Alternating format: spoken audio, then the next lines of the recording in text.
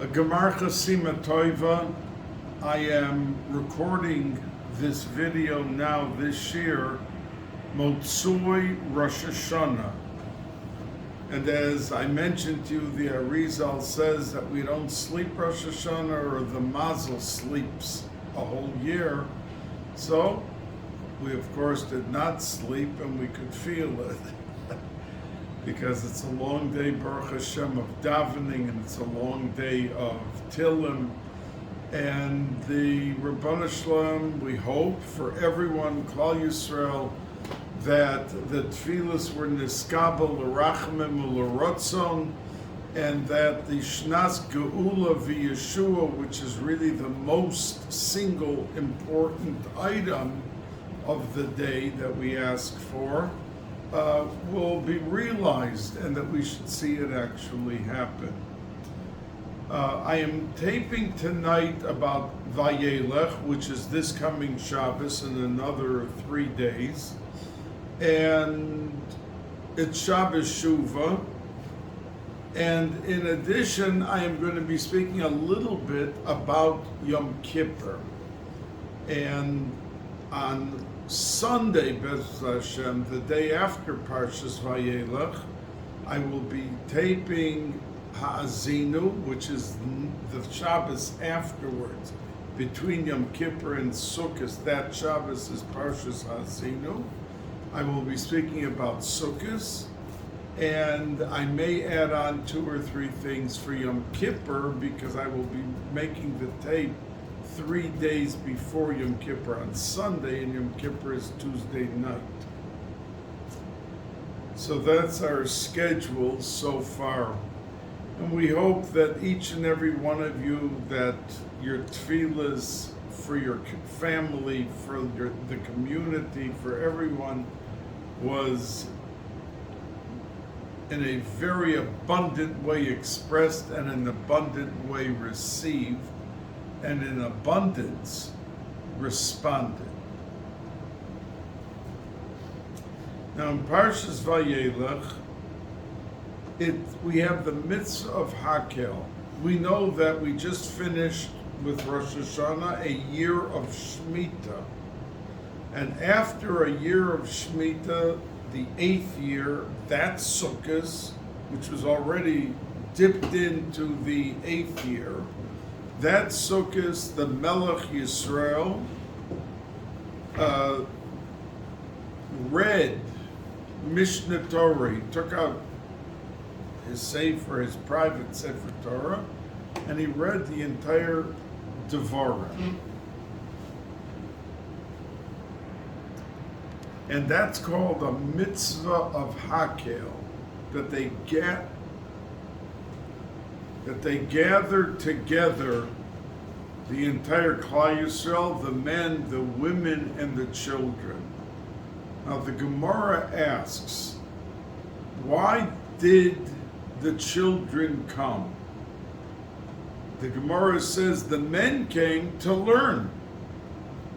The women came to listen and to hear. But why were the babies there? And Rashi brings the Chazal that, as we said, the men were there to learn, the women to hear, and the babies were there to give schar lemevi'ehem, that to those who brought them got schar. And therefore it became like a mitzvah to come and bring the children. That was part of the tzivui of Hakel, men, women, and children. Now, this was repeated to Rabbi Yehoshua ben Hananya in the name of Rabbi Elazar ben Azariah. And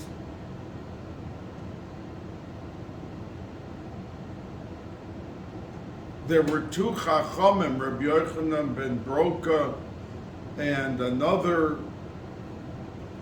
Tana, came to Rabbi Yehoshua ben Hanan to visit him in Pekian, the Mechilta says. And he asked them, what did you learn in the Bais Medrash today? So they answered, and we learned about Hakel.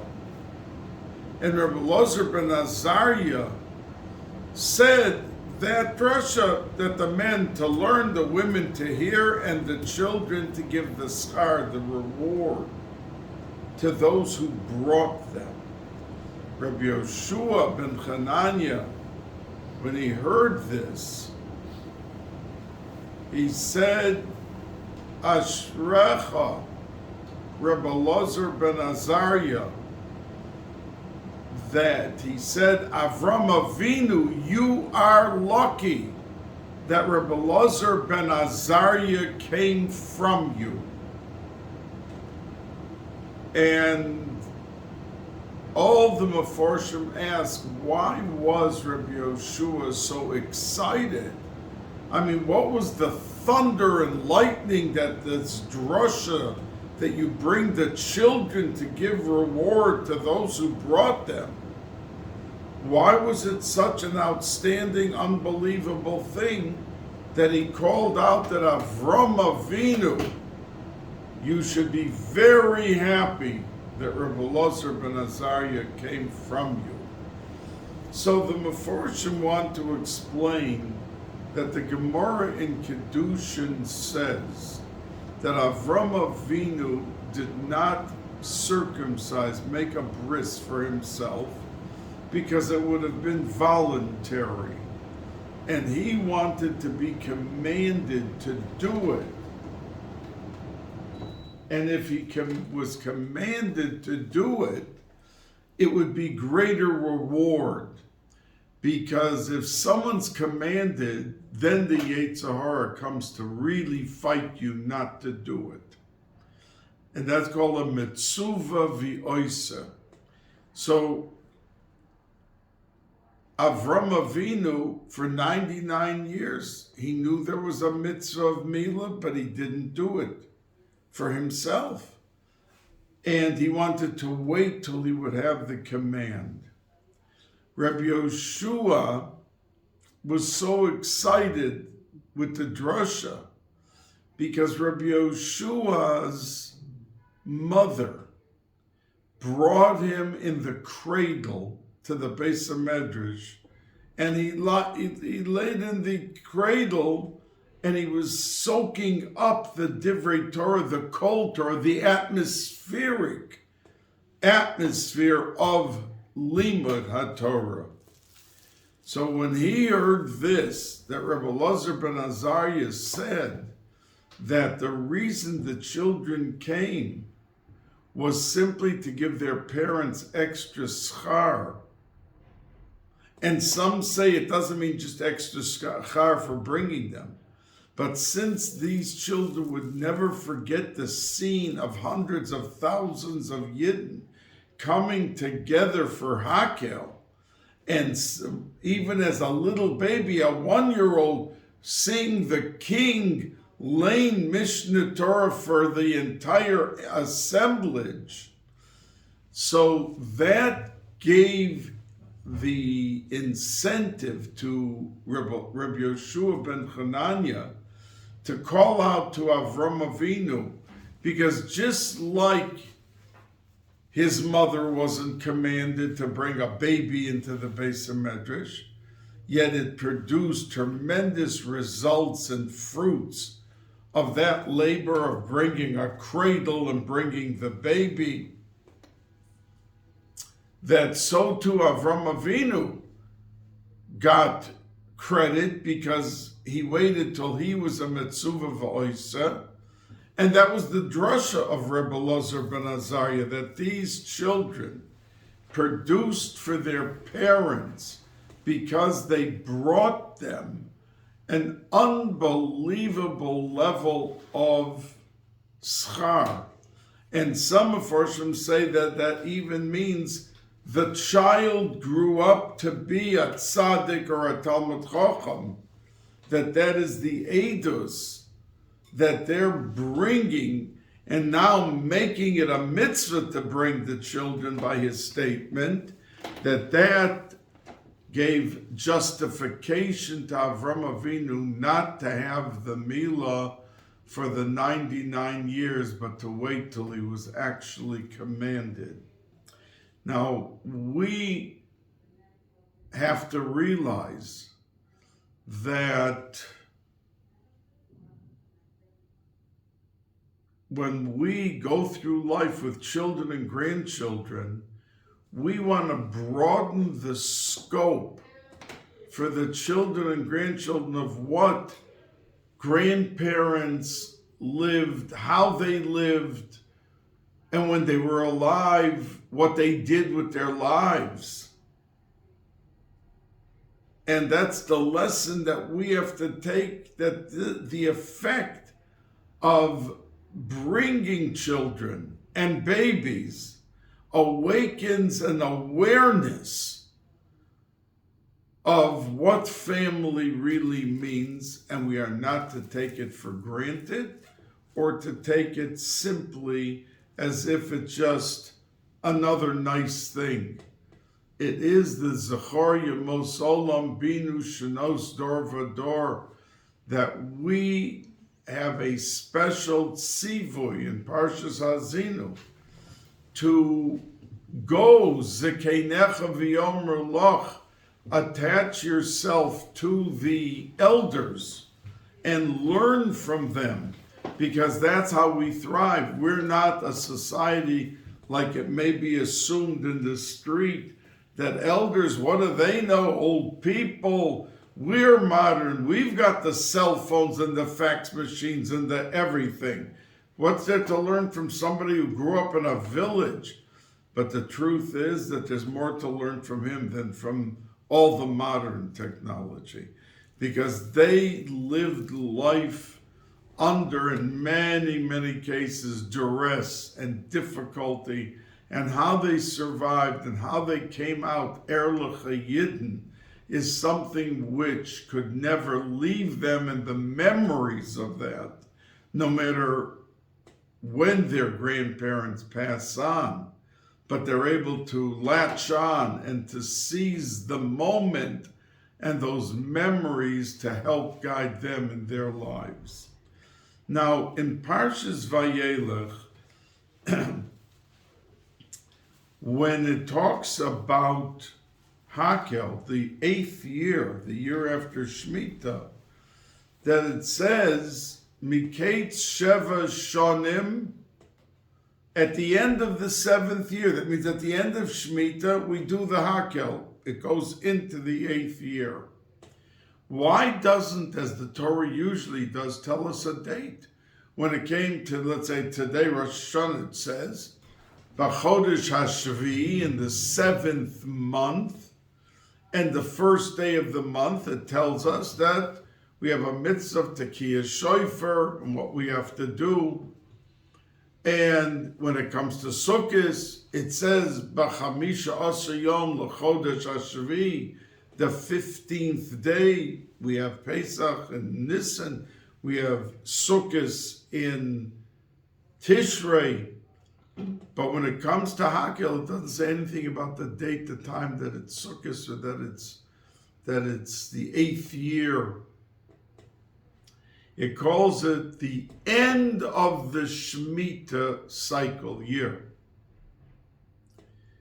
And interestingly, Mefarshim say, I know the Meshech Chochmah talks about it, then the Sivis gives an answer, and the Sfas Emes talks about it. So the Sfas Emes says, because at the year of Shemitah is 1 year filled with emunah, with a person having faith. These people, to have their bread on the table, they had to seed a field, they had to harvest, they had to do so many things for the year. And then they had harvest, they were able to have their parnasa. For the 7th year, they were not allowed to do any of this. So, and the pasuk even asks that if you ask, what ma nochal, what are we going to eat? What's going to be? So Hashem says, "V'tzi VCS birchosi," that my blessing, my bracha, is going to come. So basically, when a Yid went into a Shemitah year, he had strong emunah in HaKadosh Baruch Hu. That's how he survived. Now, coming back to the sowing and the planting and the harvesting in the 8th year, you could start to think that maybe, I really did it correctly and everything. It was like his fruits of the labor that he's going to have what to eat. So therefore, the pasuk doesn't say Bad Hakel. What it says in terms of the timing, you're attached to the Miketz Sheva at the end of your Shemitah year. That's when you're going to be doing your Hakel. And remember that year we're referring to, the end of the 7th year. The 7th year is a year that is central to the idea of pure emunah. Because that's how Yidden came out, and the truth is that you see that Yidden who have the highest level of emunah, they are the ones who have the most parnasa. Tzadikim, the Gemara says, Zocha, malachta nasa al yedei acherim, because they are so enveloped in an atmosphere of pure emunah, and that HaKadosh Baruch Hu, whatever he does, he provides and will have, and will be able to survive, and will be able to live our year. And there's such emunah every day, not just Shemitah for tzaddikim, that all their work and things come up that they have plenty of parnasa. They didn't have it the week before, and suddenly something happens. Like somebody just told me of his grandfather who arrived from Europe after the war, and he was a very big tzaddik, and a Yid who knew him of how Erlich and how fine he was, brought to him a very rich man, Dr. Spat, that largest building in Brooklyn, downtown Brooklyn, that has the clock at the top. He owned that building. And this was in the early 50s. And Dr. Spat used to come twice a year to this tzaddik that he was introduced to. He pulled up in his Cadillac limousine with his chauffeur, and he went into the tzaddik, and he used to give him $20,000 twice a year. Now, in 1952 or 53, $40,000 a year was enough for a person and his family to live. And this tzaddik says that the 5 chasnas that he made it was enough money to make the chasnas in those days for his children, what he needed. Why was he zoicha that somebody suddenly had a machshava, a thought, let me bring this rich man to him, and if he's impressed and he's comfortable, I'm going to encourage him to support him. And he never went to work. He had a Gemara, he had a Zoyer, he had a Kisvei Ari. He had all the Sforim on his table, and that's what he did with his whole life. Why was he zoicha to that? Because the answer is his level of emunah was so high that that's what you're zoicha to when you have that kind of emunah. So we wanted the Yid, even though you're now in the 8th year and you're doing hakel and you're beginning to plant and to seed and to do everything, but we wanted to still attach his machshava to the year that he just finished, because that was a year of emunah. That was pure emunah, and not to just let it go, and to be able to be there in that frame of mind, remembering that his emunah pulled him through that year. And even though you're beginning to sow and to do it, don't pat yourself on the back. The bracha still comes from having emunah and from HaKadosh Baruch Hu. Now, this Shabbos is Shabbos Shuvah. And some pronounce it as Svarim bring, Tshuva. Because every day between Rosh Hashanah and Yom Kippur, there's 7 days in between. There's 10 days, including Rosh Hashanah and Yom Kippur. But there's 7 days in between, and the Svarim say that every single day of those 7 days is mechaper and misaken. It atones and it mends, it repairs. For instance, in 7 days, there has to be every day of the week, one time in those 7 days, because we have 7 days in a week. So on a Wednesday of Aser Simei Tshuva, all the Wednesdays of the past year are repaired with a little bit of Tshuva. He's able to fix and to represent, so to speak, the last year's Wednesdays. And that goes for Monday, for Tuesday, for Shabbos. Now, we know that's why we always tell everyone the ma'acholim should be special, the davening should be special, because that Shabbos Shuvah, is lifting up and repairing every Shabbos of the past year. So there's a tremendous koyach to Shabbos. Now, the Dorshei Rishumos talk about the word tshuva is toshuv hay, that we want to return the hay. We know that when Klal Yisrael went into Golus, the last hay, the Shechina of HaKadosh Baruch Hu went with them. Now Hashem is still in every place in the world. There's no place that's without him. But the Shechina went out from a state of avodah into a state of golus.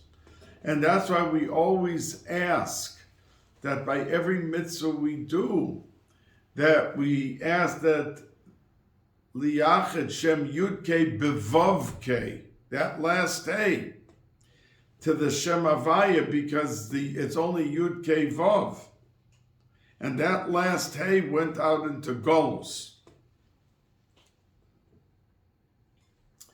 So Shabbos, which represents, because when we sing Ra'u Yater Yizge V'yisav Bazuge Dahavas Perisha, that HaKadosh Baruch Hu is separated from his bride. Now, most teach that Hashem is the Chosin and Klal Yisrael is the Kala. But that stanza is referring to basically the Shechina. That when it comes Shabbos, it's a segula, how we behave on Shabbos, whether Hashem can be reunited with that Shechina which leaves after Shabbos. But that there's the power there based on our mitzvahs and maisim tovim. In addition, the Zohar HaKodesh says that every letter of the Yud K Vav K stands for something else. The Yud K in the beginning is Ava and Yira, and the Vav is Torah, and the last Hey are mitzvahs. So Meforshim Kadmoinim say that in addition to what happens the whole week, that every Monday is repaired and every Tuesday, when it comes to Shabbos and there's repair, and there is a tremendous forceful effort to be mechaper, atone for anything wrong done on any Shabbos of the past year. At the very same time, since it's a segula for the Shechina, And since it is something which repairs and brings up and holds up that last hay, that the Zohar Kodesh says it's not just Shechina, it's all the mitzvahs, that we in Shabbos Shuvah is Toshav Hay, the Shechina, but also Toshav Hay, all the mitzvahs that fall under the umbrella of that hay.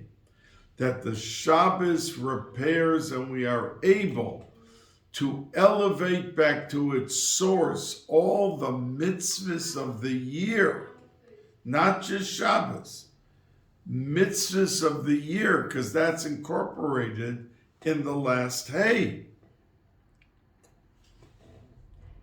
And that's the Pshat Toshuv hay, that we want that the hay should return not only the Shechina, but all the mitzvahs incorporated in it that may have fallen aside.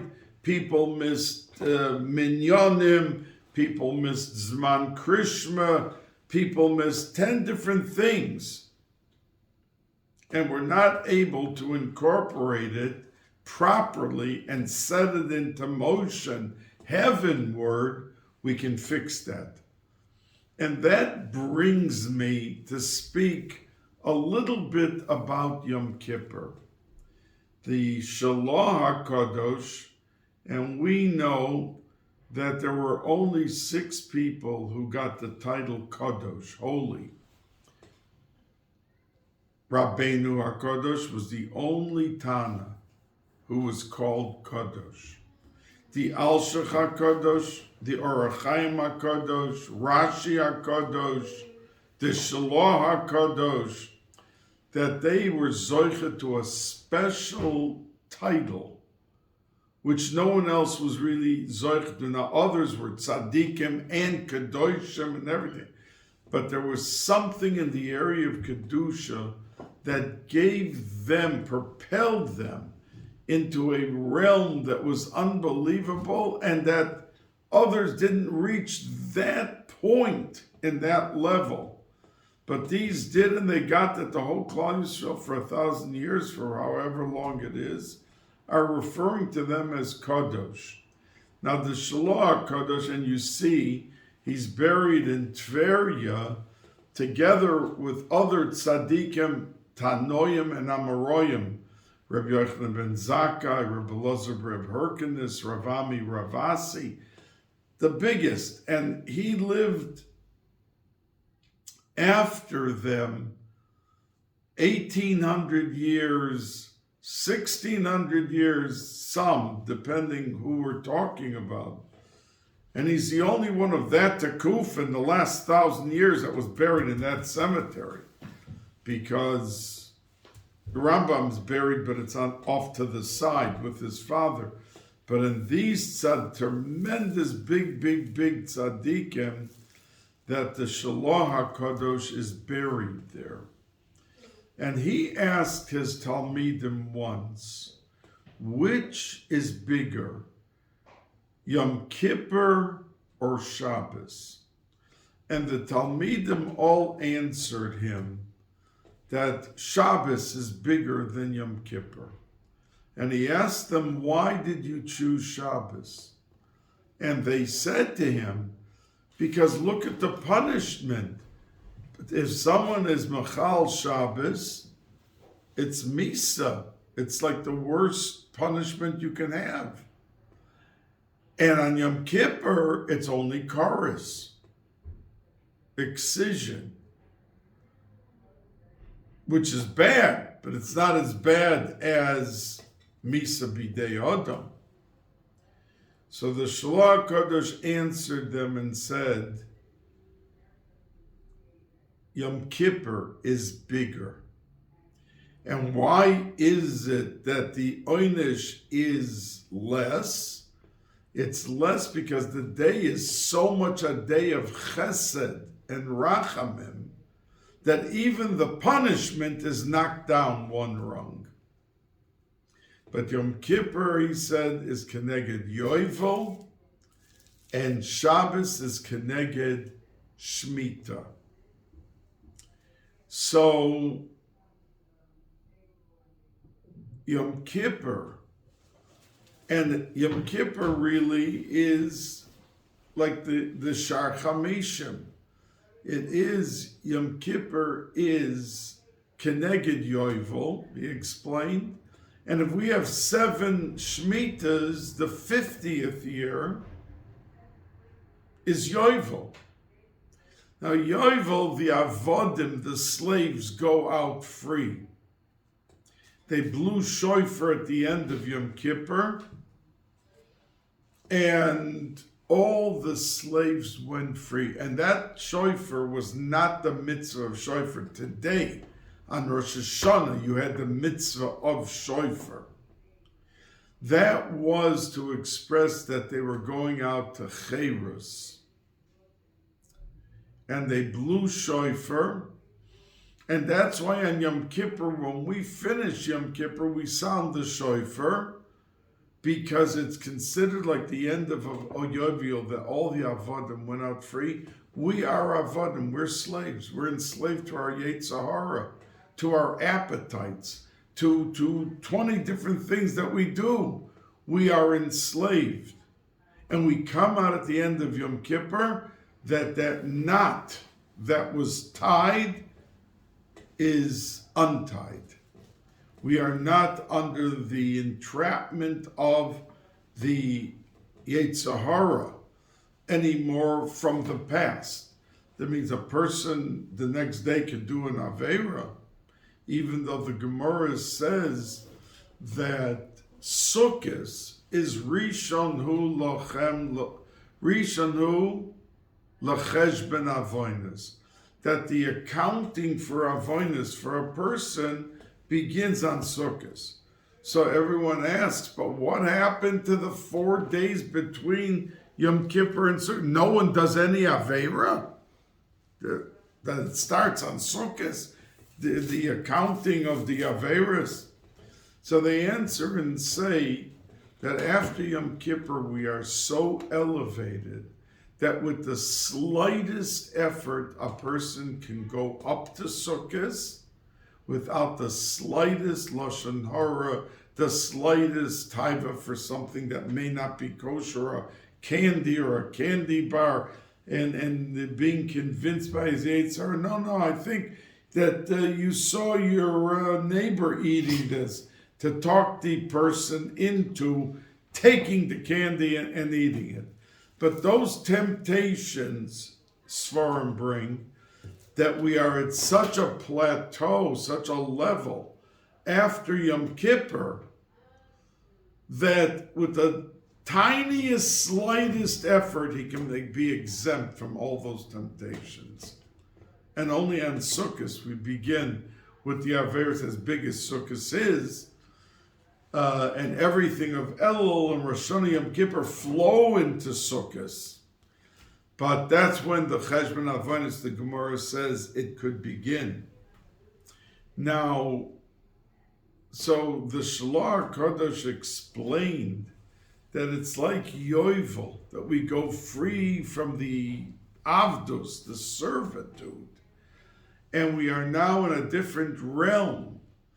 Shabbos is Me'en Olam Haba, but the person could only be elevated at a certain level.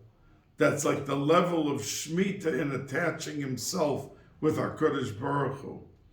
But Yom Kippur has the full faculty to be able to bring out in the person greatness. That's why we are compared to angels. We dress in white, we don't eat, we don't drink. There's so many things that the person is here in Olam Hazeh. Even more than that, the name of the Gemara about Yom Kippur, it's called Yuma. Yuma in Aramaic, it means Yom, day. Now, if somebody said to you, I want to meet you on the day, You'd say, well, which day are you talking about? How can I meet you without knowing what the day is? Now, the Gemara for Psachim is called, Pesach is called Psachim, the name Pesach. Sukkah is called Sukkah. Rosh Hashanah is called Rosh Hashanah. But Yom Kippur is not called Yom Kippurim, Yom Kippur. It's day. Because the day is so elevated and lofty, it's like we can't even point our finger at it and say, Yom Kippur. We call the Masechta day because we are elevated into a realm that we have no idea how high. We are being lifted up and we're like being put into the highest abode for 25 hours. And that's why Kadmonim even said that people who get up in the morning and have a mission, and if the mission is important enough, they don't think about the eating. They want to get the thing done. They won the lottery and they have till 12 o'clock to get and pick up the ticket. He's not going to, when the car comes to bring him, and say, well, it's 2 hours away from here. Oh, well, then I have to sit down and I have to eat and I have to make a sandwich. He's not going to be talking about any sandwiches. He's dreaming about the 100 million certified check that he's picking up. Yom Kippur is the 100 million. So the Yetzer Hara, they say, comes every hour. Oh, how much more time can you eat? They're looking at the clock the whole day, as if they're plagued with something that they're not going to survive. And meantime, they're entering into the abode of the greatest. And that every second, we know that myriad is keneged nefesh. Ruach is shachris. Neshama is musaf. Chaye is mincha. And Yechida is Ne'ilah. Now we're going into such places. Who would be looking at the clock in those places? We should enjoy every minute. And that's why Motzoi Yom Kippur, you're supposed to make a Suda with fish, with meat, with candles, and to wash. Not like other fast days, you take a piece of cake and a tea, and that's it. And a few hours later, you'll eat. You're supposed to eat a regular Suda b'simcha. Shlomo HaMelech said that because the 4 days between Yom Kippur and Sukkot is Keneged Yud Kei Vav Kei. But the little thorn on top of the Yud, that's called the Kutzah Shel Yud, and that is the Olam HaKeser, and that's the Motzoi Yom Kippur. You're coming out of the Kodesh Kedoshim that you were in, and you're coming down now to have a Suda, and that's why there is so much effort and distinction to that Suda Motzoi Yom Kippur. Now on Yom Kippur, for instance, by Mincha, the morning Kriya is all about what the Kohen Gadol did on Yom Kippur, Parshas Achrei Mos. All the psukim about what he did, what he brought, Karbonas, went into the Kodesh Kedoshim, the Ketoris, but when it comes to Mincha, which is a higher part of the day, what do we lane? We lane the Arroyos. The Arroyos. Now, if I asked you, and you were picking what we're going to read on Yom Kippur by Mincha, would you pick the parsha that talks about you're not allowed to live with an animal and you're not allowed to live with that's what you would pick for Yom Kippur? It's a day supposed to have Tahara. I mean, these topics are less that, but the answer is that the higher up you go, like before Matan Torah, for like the Avos, they married 2 sisters. the Shiftan married the girl, the twin they were born with. Every Shevet, Reuven, Shimon, Levi, they were born with a twin, a girl. And that's who, and when it says Es Binyamin, and it says an extra S there, so Rashi says he was born with two twins. And that's why it says 2 times S. And the source that there will be a lot of things that are usher in terms of marriage that will become mutter once after Mashiach, after Tchias HaMesim, and the world reverts to a higher level called Olam Haba. And that's higher than Yemos HaMashiach and higher even of Tchias HaMesim. And certain things will become mutter at that level of reverting the world to Olam Haba, like before the Chet of Adam Arishon. So we are able to amass and drench ourselves on Yom Kippur with such Kedusha and Tahara that we can go back to the source and lane for the Kriya of Mincha, which is Keneged Chaya, which is higher than Neshama, on Yom Kippur, and it fits right in. Because we're standing not here in Olam Hazeh, we're like on an elevator that we're taken up into the highest point.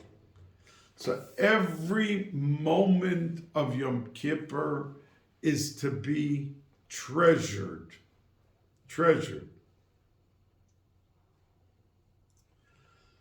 And what I'm going to do, Be'ezras Hashem, is fill in Yoni Yom Kippur, like I want to say to you now, that Erev Purim, we fast. It's Tanis Esther.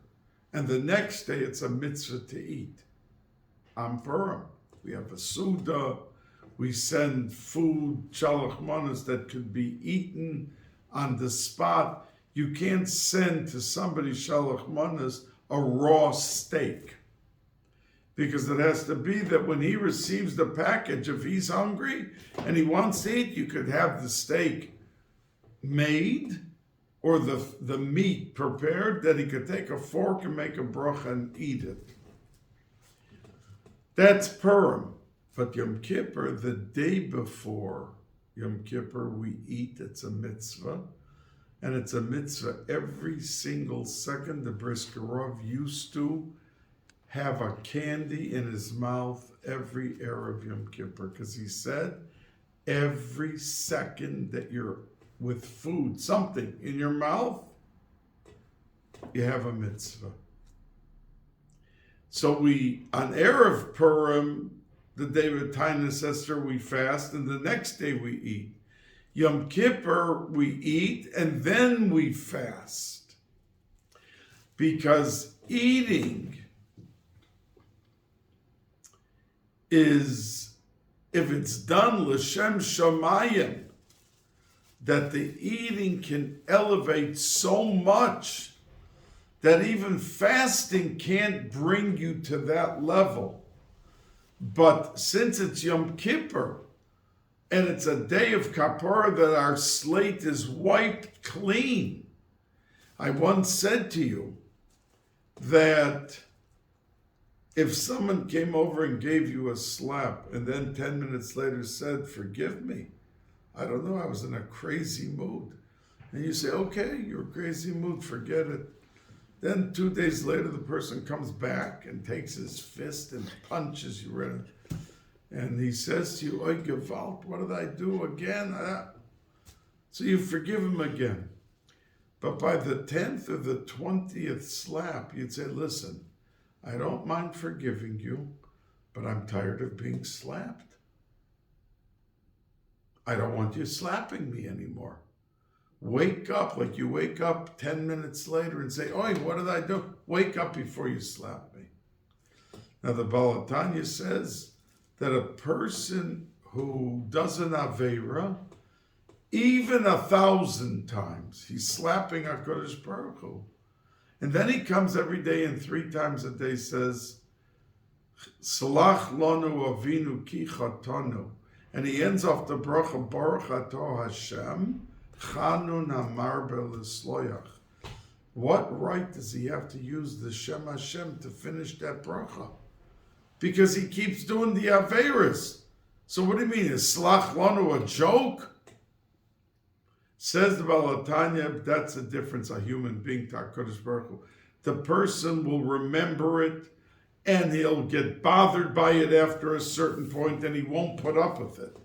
HaKadosh Baruch Hu puts up with it, and every Shemon Esrei we are allowed to say the Shem Hashem in the bracha 3 times a day, because it's true that even Elef Pa'amim, he says, 1,000 times HaKadosh Baruch Hu, if there's the slightest remorse and the slightest feeling of that he didn't want to do what he did, he has the forgiveness.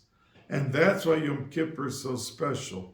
Because we're not just forgiven, but it's remembered what happened, but we forgive you. It's not even remembered.